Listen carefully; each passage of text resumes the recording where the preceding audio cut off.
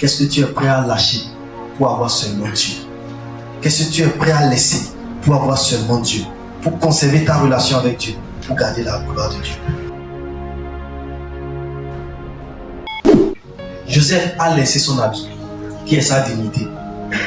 Joseph a laissé son habit, qui est comme l'honneur qu'il avait. Joseph a laissé la gloire qu'il avait dans la maison de Potiphar. Joseph a laissé le privilège social qu'il avait. Joseph a laissé le titre qu'il avait. Il dit, je préfère laisser toutes ces choses. C'est ce que l'habit représente. L'honneur, la gloire, sa réputation. Joseph a accepté de laisser tout, mais fui sans la réputation. Il a fui sans ce qu'un homme l'a donné, mais il a accepté de rester nu pour Dieu. La Bible dit que Adam et Ève étaient nus, mais ils n'en avaient pas honte. Joseph est parti nu, mais il était revêtu de la gloire de Dieu. Pourquoi? La vie d'obéissance te revêt de la gloire. Tu peux ne pas avoir le vêtement humain, mais tu auras le vêtement céleste. Qu'est-ce qui est le plus important pour toi? Le vêtement des hommes ou la gloire de Dieu qui va te recouvrir? Qu'est-ce que tu cherches? Joseph a préféré la gloire de Dieu que le vêtement humain. Il a préféré que Dieu le couvre. Il a préféré être nu pour Dieu qu'être vêtu pour les hommes. Qu'est-ce que toi tu préfères? Être vêtu pour les hommes ou être nu pour la gloire de Dieu?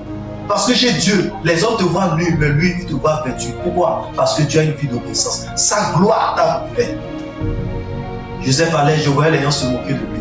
Mais le ciel voyait un homme vêtu, un homme digne, un homme qui est prêt à défendre les intérêts célestes. Un homme qui est prêt à dire, même s'il faut rester nu, même s'il faut manquer à manger, même s'il faut manquer le vêtement, même s'il faut manquer tout, je ne vais pas manquer la présence de mon Dieu. Et David dit, ne me retire pas ton esprit.